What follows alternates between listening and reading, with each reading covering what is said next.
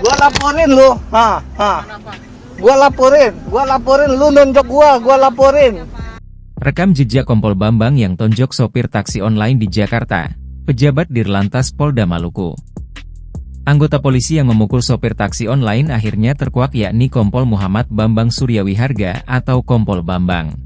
Melansir Tribun Medan, Kompol Bambang bertugas di Polda Maluku. Bukan hanya itu, dia juga merupakan anak seorang polisi berpangkat kombes. Kasus Kompol Bambang yang menonjok sopir taksi online kini menjadi viral di media sosial.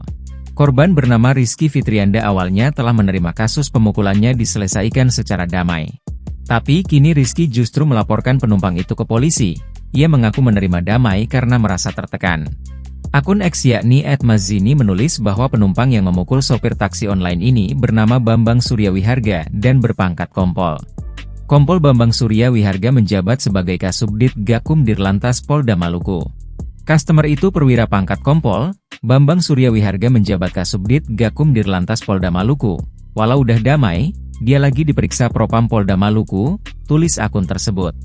Pemilik nama lengkap Muhammad Bambang Suryawiharga ternyata pernah menjabat sebagai Wakapolres Maluku Tengah. Dikutip dari Tribun Ambon, pria kelahiran 17 Juni 1989 ini merupakan anak sulung dari almarhum Kombes Norman Siswandi dan almarhumah Holianti Riau Anna. Kompol Bambang lulus Akademi Kepolisian tahun 2008 di Semarang Datasemen Parahita Raksaka. Bambang mengawali karirnya di Polda Jawa Barat. Ia kemudian bertugas di Polda Maluku menjadi Kasat Lantas Polresta Pulau Ambon tahun 2017 hingga 2019. Sampai kemudian Bambang ditugaskan menjadi Kaba Ops tahun 2021 hingga 2022.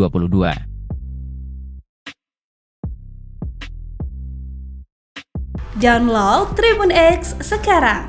Menghadirkan lokal menjadi Indonesia.